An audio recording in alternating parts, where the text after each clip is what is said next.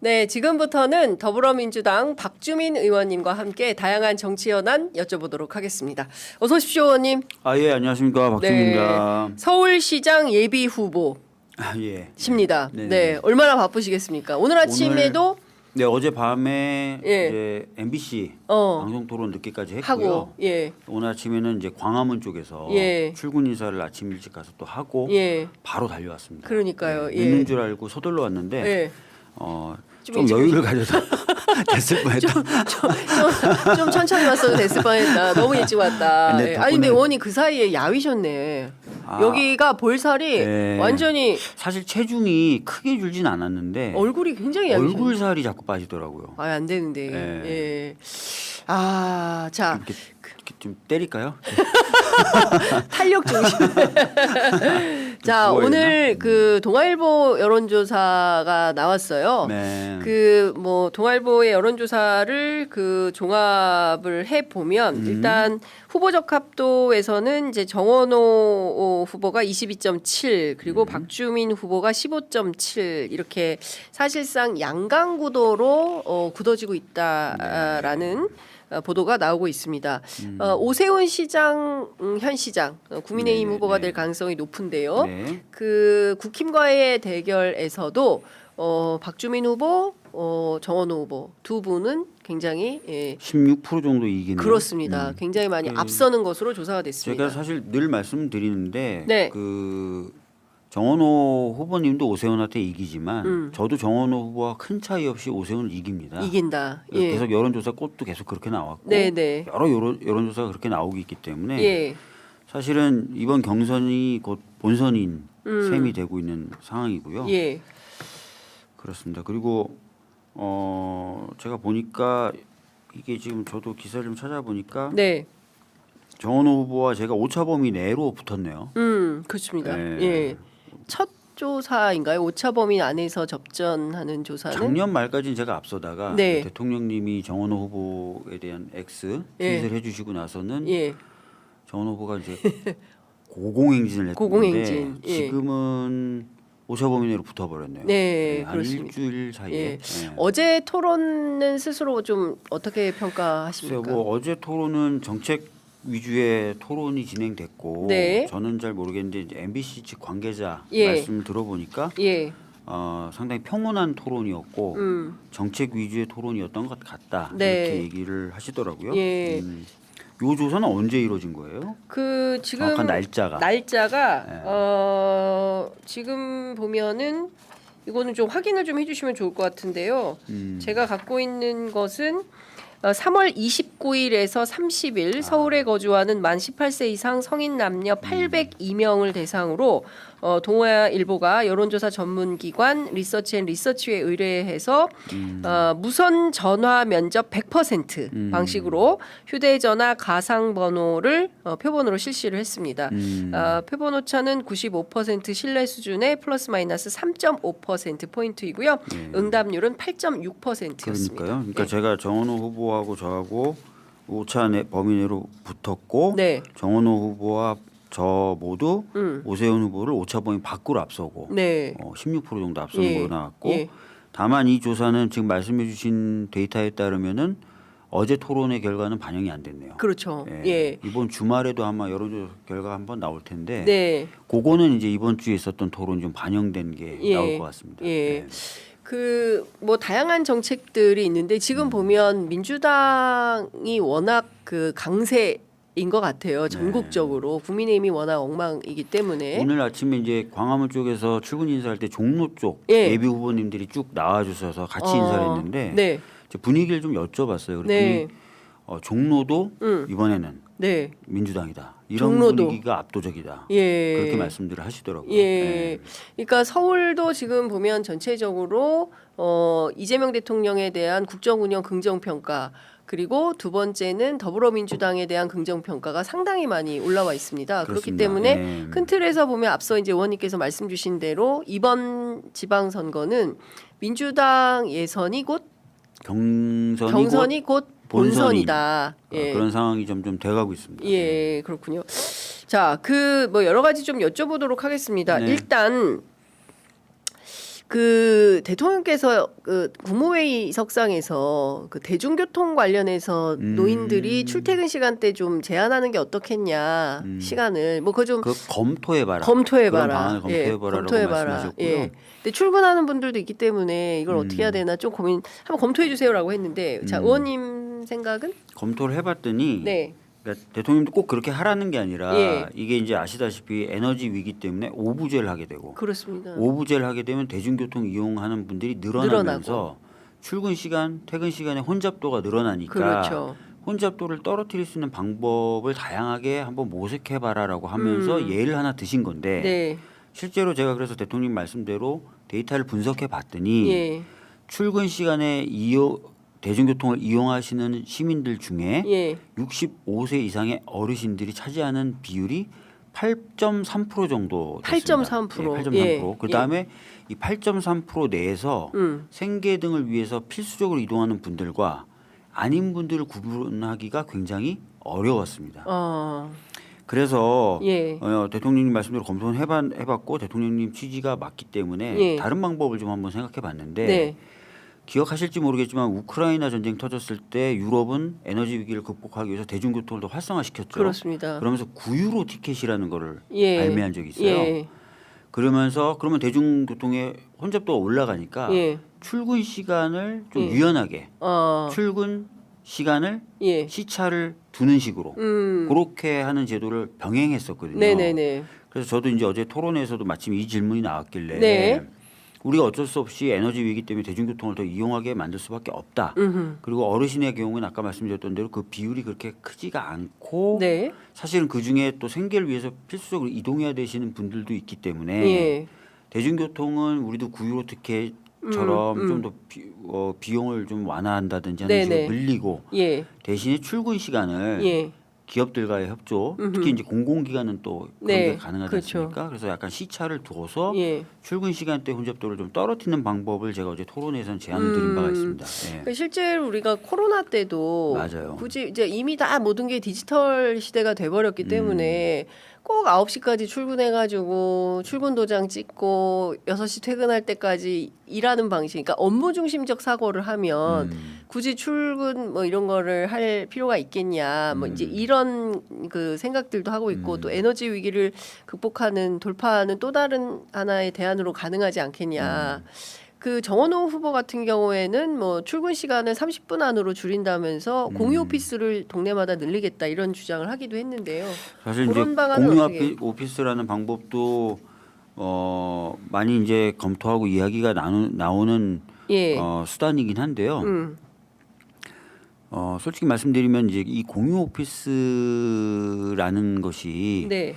그러니까 좋은 아이디어긴 한데 과연 현실적인가 그다음에 실효성은 얼마나 있는가가 좀 검토는 돼봐야 돼요. 네. 제가 이제 이 말씀을 조심스럽게 드리는 이유가 뭐냐면 예를 들어서 서울 지역에 출퇴근하는 사람들이 경기도에서 유입되는 분들 빼고 대략 300만 명이 출근 시간에 이동을 하십니다. 네. 자 그러면 혼잡도를 얼마를 떨어뜨릴 것이냐를 말씀을 하셔야 되는데 네. 가령 20%를 떨어뜨리겠다.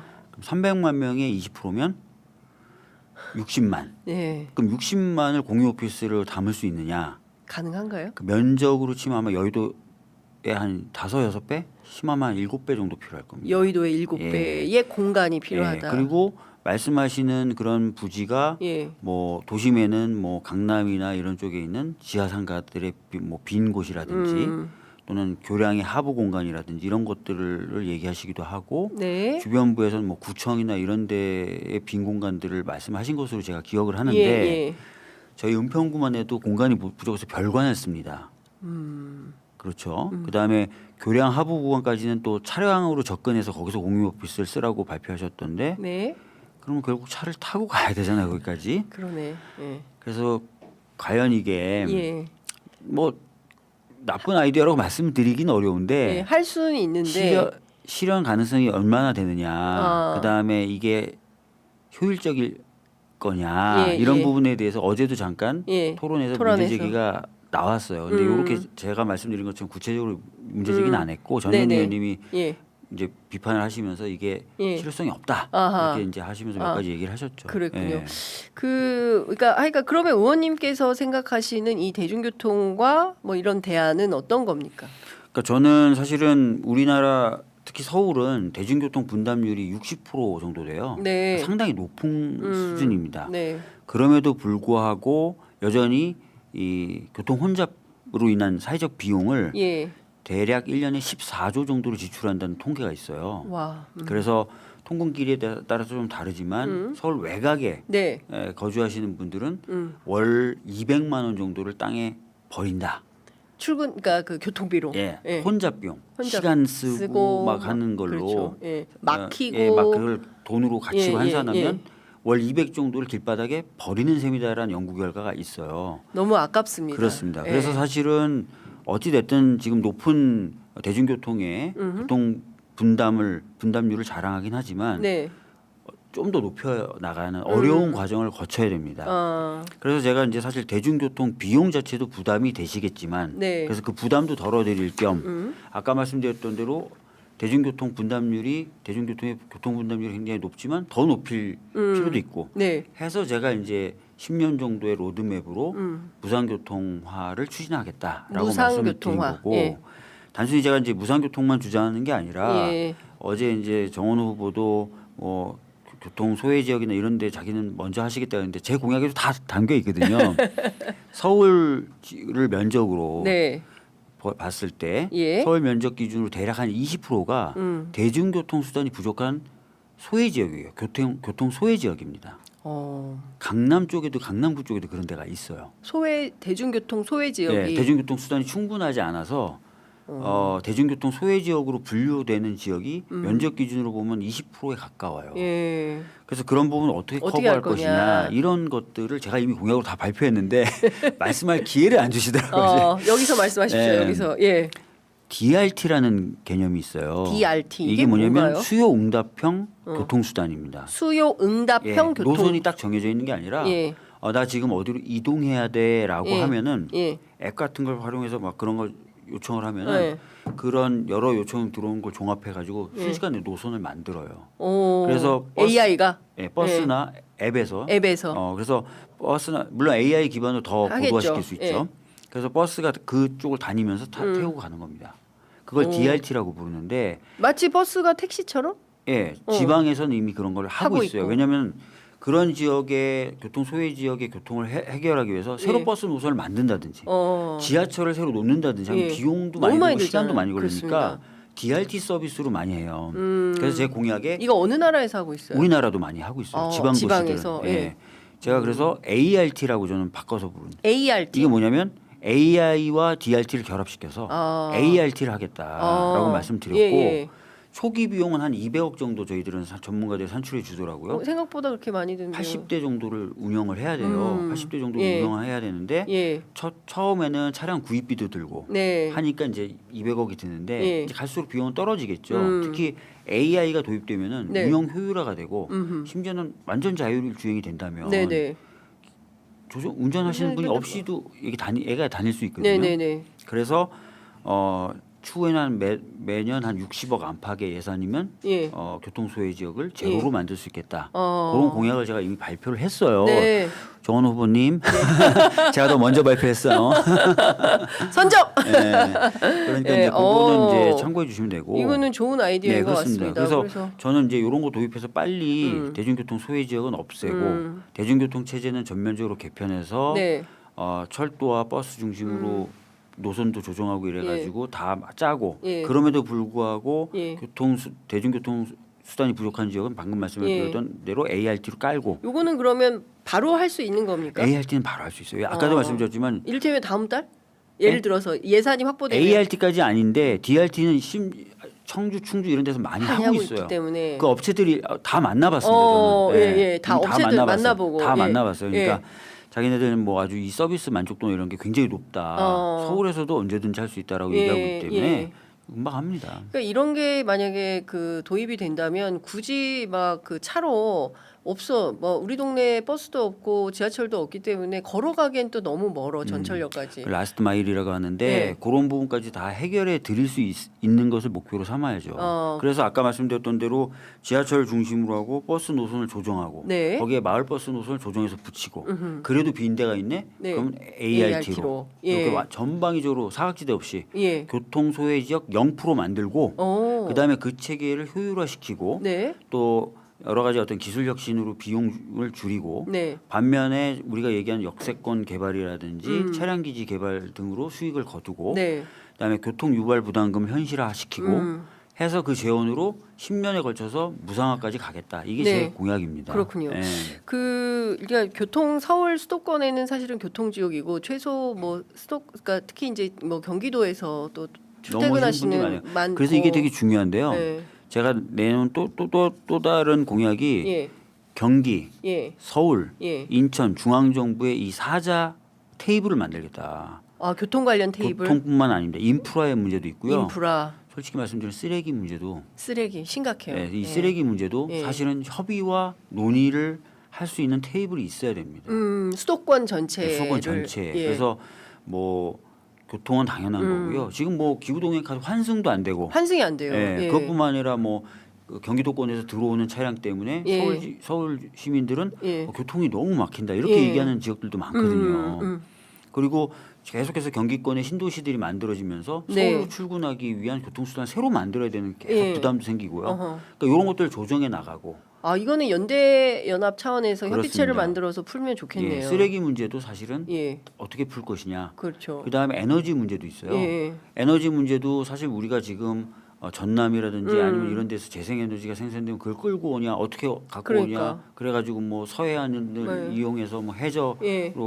막 이런 얘기도 하는데 그것도 이제 돼야 되겠지만 예. 인천 앞에도 풍동 같은 데는 앞에 대규모 풍력 단지를 지금 만들려고 그래요. 오. 그러면 그런 어떤 것들과의 관계를 어떻게 맺어서 예. 서울도 재생에너지를 확보한다든지 확보한, 예. 제가 이제 어제도 좀 설명을 드렸는데 예. 서울에도 예. 독자적인 AI 컴퓨팅 인프라를 구축해야 됩니다. 지금 현재 중앙정부는 서울에다가 그런 걸 만들 계획이 없어요. 20주씩은 다 지역에만 주잖아요. 네, 20주씩 다 지어주고 서울은 안 주죠. 그 엔비디아에서 받아온 GPU를 가지고 설치하는 예. 국가의 허브는 해남 이런 데 만들어질 예정입니다. 예. 그러니까 중앙정부 차원에서 예. 서울에 만들 계획이 없어요. 그래서 뉴욕 같은 경우는 예. 뉴욕이 스스로 나서서 예. 만들었어요. 중앙정부와 상관없이. 어. 그러니까 제가 어제 말씀드렸던 것도 예. 다들 AI를 사용해서 행정을 혁신하겠다는 말씀을 하시는데 네.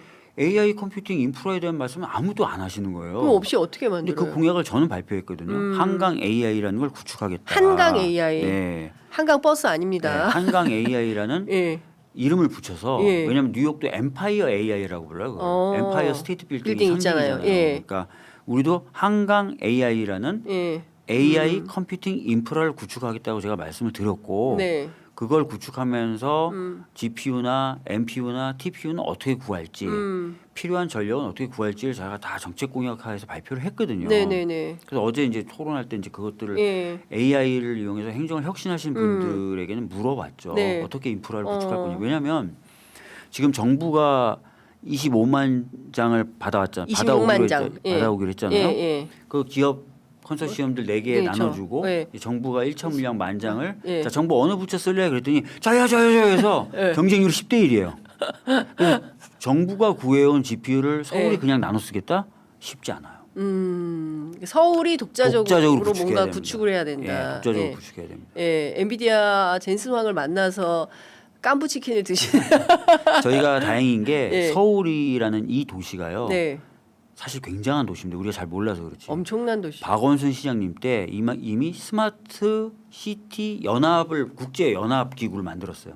스마트 시티 연합을 박원순 시장 때. 박원순 시장 때 예. 국제 연합 예. 기구를 만들었어요. 예. 거기 의장 도시입니다. 서울시가. 서울시가. 많은 분들이 그걸 모르고 계신데 예.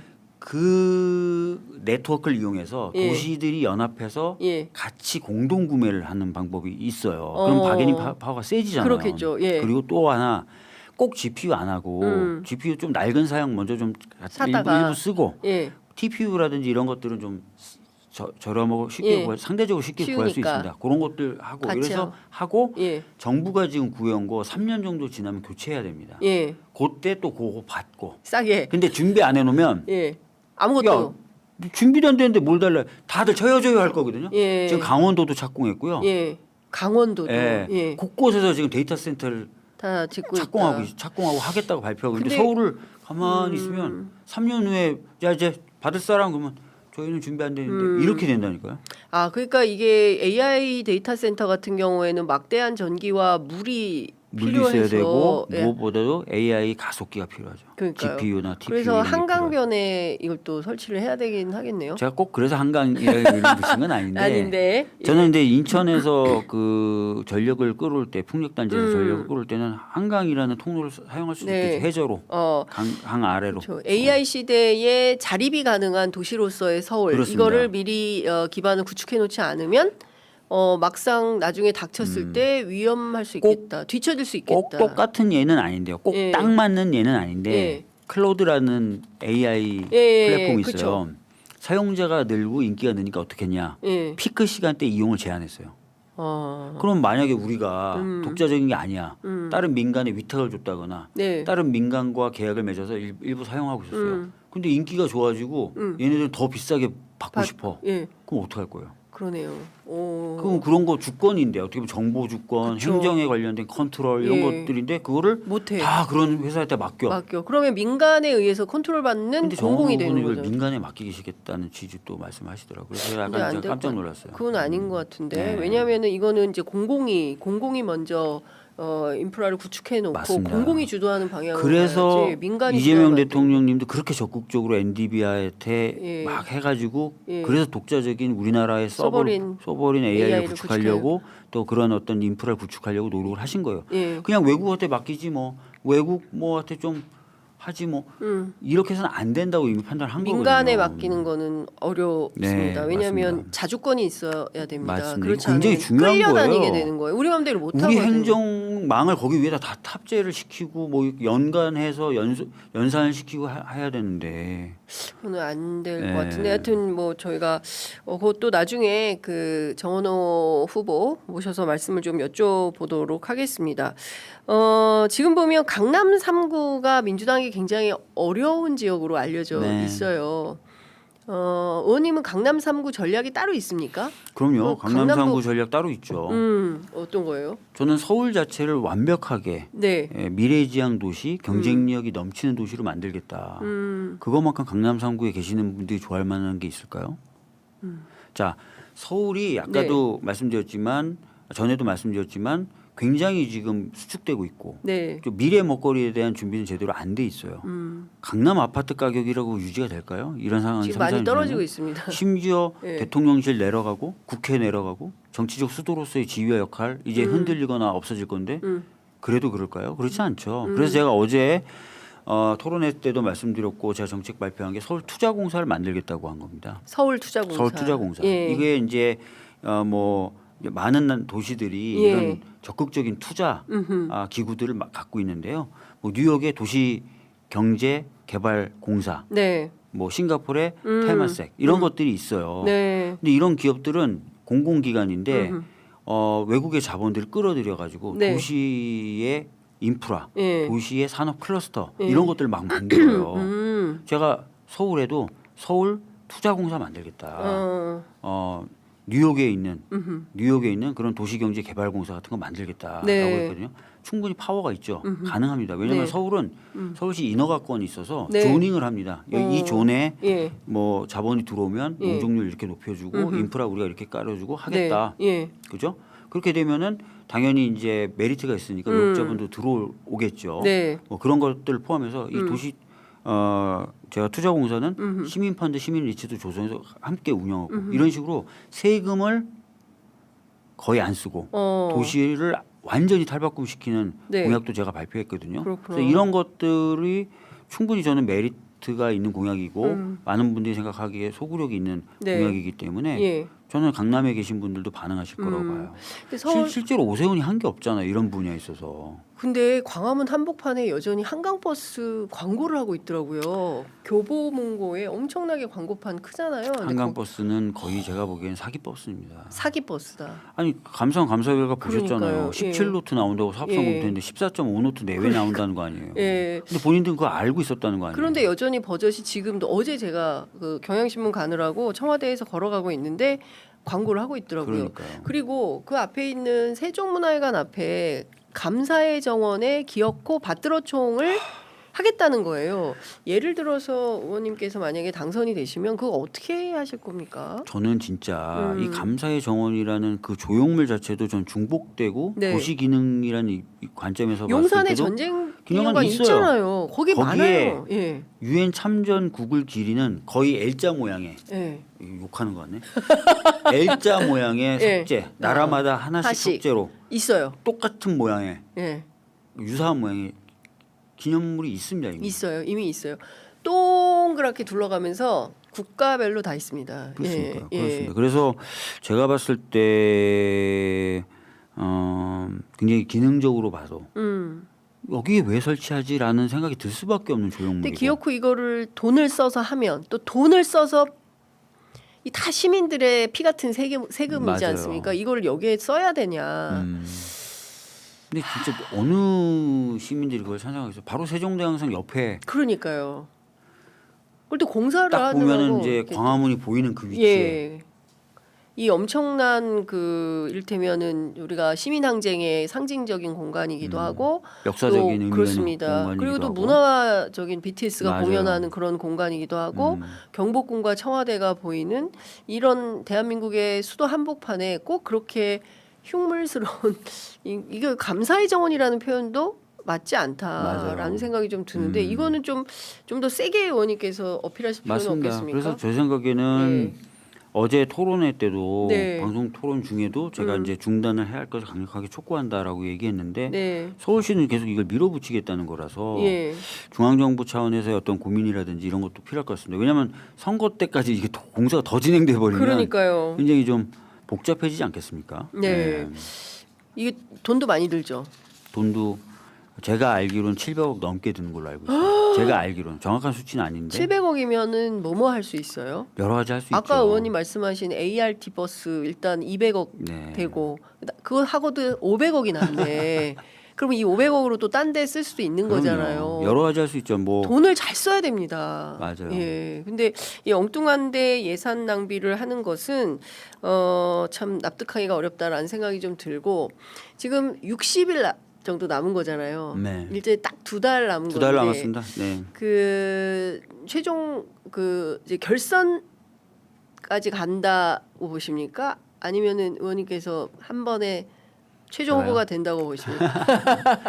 지금 아까 이제 동아에서 나온 여론조사 네. 보면은 이제 제가 잠깐 설명을 드렸지만 상당히 제가 좀 상승세예요. 네. 상승세고 그렇기 때문에 이제 좋은 결과가 있을 거라고는 생각을 하는데 네. 아무래도 결선까지는 가지 않겠습니까? 결선은 하게 될 것 같다. 네. 그 2인 결선 말씀하시는 2인 거죠? 결선. 네, 2인 예, 결선까지는 가지 않을까 싶어요. 예, 2인 결선을 가게 된다. 그러면 마지막 한 라운드가 더 남아 있게 되는 건데요. 네. 그때까지 의원님께서는 어떤 전략으로 분투하실 계획이십니까? 뭐 제가 준비한 공약들이 상당히 많습니다. 아직도 발표하지 못한 공약이 아직도 있어요. 발표- 예. 제가 13번 큰 공약을 발표했고 예. 서학행이라고 서울의 확실한 행복 이렇게 해서 작은 공약들도 서학행. 예, 일주일에 한 2개 이상씩 꼭 꾸준히 발표해 왔는데 예. 아직도 발표 못한 공약들이 있습니다. 야, 공부 엄청 하셨구나. 예, 그래서 그 공약들 예. 발표하고 예. 기존에 발표했던 공약도 예. 다시 좀 설명을 좀 드리고 예. 또 제가 그동안 어떤 일을 해왔는지도 잘 설명을 드리고 예. 하는 과정을 예. 거쳐야 되겠죠. 그 특히 이제 서울시장은 여타 다른 지방자치단체장하고 좀 다르게 엄청난 무게감이 있는 자리입니다. 정치적 역할이 요구되죠. 정치적 특히 이제 역할. 중앙정부의 성공을 위해서 예. 중앙정부의 여러 가지 정책들이 잘 집행되도록 예. 뒷받침할 뿐만 아니라 예. 경우에 따라서는 서울의 정책을 중앙정부가 많이 받아가지 않습니까? 그래서 굉장히 철학적으로도 네. 업무적으로도 협조가 잘 돼야 되고 예. 소통이 잘 돼야 됩니다. 예. 그리고 국무회의에 들어가는 유일한 자치단체장으로서 네. 필요할 때는 정치적 목소리를 내야죠. 뭐 이런 것들은 저래야 됩니다. 이런 것들은 이렇게 해야 됩니다라든지 네. 예. 이렇게 목소리를 내야 되는 그런 자리죠. 네. 박주민 후보는 중도 또는 강남 이쪽이 좀 약하다. 그리고 그동안 뭐 해왔던 그 수많은 역할들이 강북, 진보 여기에 좀 포커스가 맞춰져 있는 거 아니냐. 강북 진보에 포커스가 맞춰져 있고 무게 중심이 가 있는 건 맞죠. 그리고 사실이다. 저는 그리고 역사적으로 저는 역사는 진보해야 되고 네. 보다 많은 사람이 행복해야 되고 한다는 신념을 여전히 갖고 있고 네. 앞으로도 아마 포기는 안 할 것 같습니다.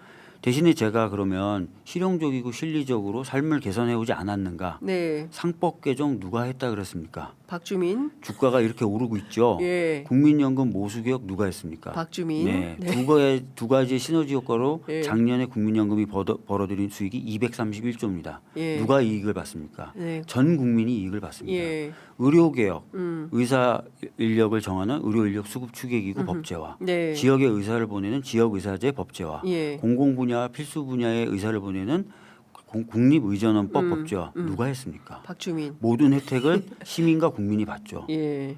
제가 그런 일을 해왔습니다. 실질적으로 시민의 삶들을 개선하는 일들을 해왔어요. 예. 제가 무슨 뭐 제 생각만 맞습니다. 제 생각만 실현할 거예요. 이건 아니잖아요. 예, 그렇죠. 네.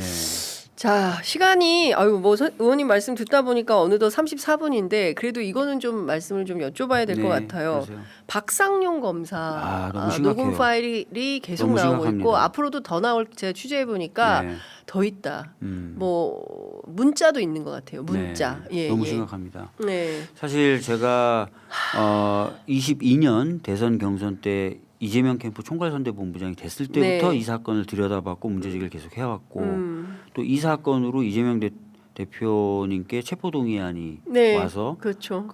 근데 그때 단식 끝에 병상에 계셔서 그러니까요. 제가 신상 발언문을 대신 읽습니다. 대표님이 박주민이 하는 게 좋겠다라고 네. 해서 제가 대신 읽어서 예. 그때부터도 전 이 사건 정말 제가 눈여겨 보고 있었는데 많은 분들이 의심했던 대로 네. 정말 이게 정치 검사의 조작 기소, 조작 수사였던 거 아닙니까? 그렇습니다. 그러니까 이게 분명히 드러나고 있는 상황이기 때문에 예. 이런 부분에 이제 책임져야 될 사람들은 반드시 책임을 져야 되고요. 이런 일이 반복되지 않도록 네. 확실하게 검찰 개혁이 완수돼야 된다 이런 생각을 가지고 있습니다. 이것도 정말 큰일입니다. 그럼에도 불구하고 박상용 검사 어제 CBS 라디오에 출연해서 그냥 일반적인 선처 뭐 이런 거를 설명하는 과정이었다. 근데 아이러니하게도 본인이 막 그 방송을 할 때 전용기 의원은 또 이 녹음 파일을 뭐 그렇다면 들려드리겠습니다라면서 이제 국조특위 현장에서 녹음 파일을 공개를 한 거예요.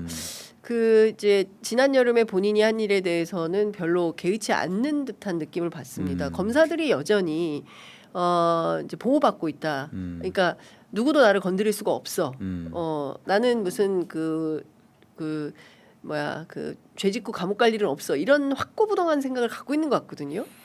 뭐 과거의 검사들이 그렇게 살아왔죠. 수사의 왕, 네. 기소의 유일한 권력자, 네, 기소에. 재판 유지의 유일한 권력자. 예, 모든 형사소송 과정에서의 왕이었죠. 예, 그랬다가 1차, 2차 검경수사권 조정, 공수처 설치 등으로 약해졌고 그렇지만 다시 한동훈, 윤석열 등장하면서 네, 다시 원래 힘을 되찾았고 예, 원래 힘을 넘어서서 힘을 쓰다가 다시 한번 국민적 지탄을 받고 네. 이번에 역사의 뒤안길로 가게 되는 거 아닙니까?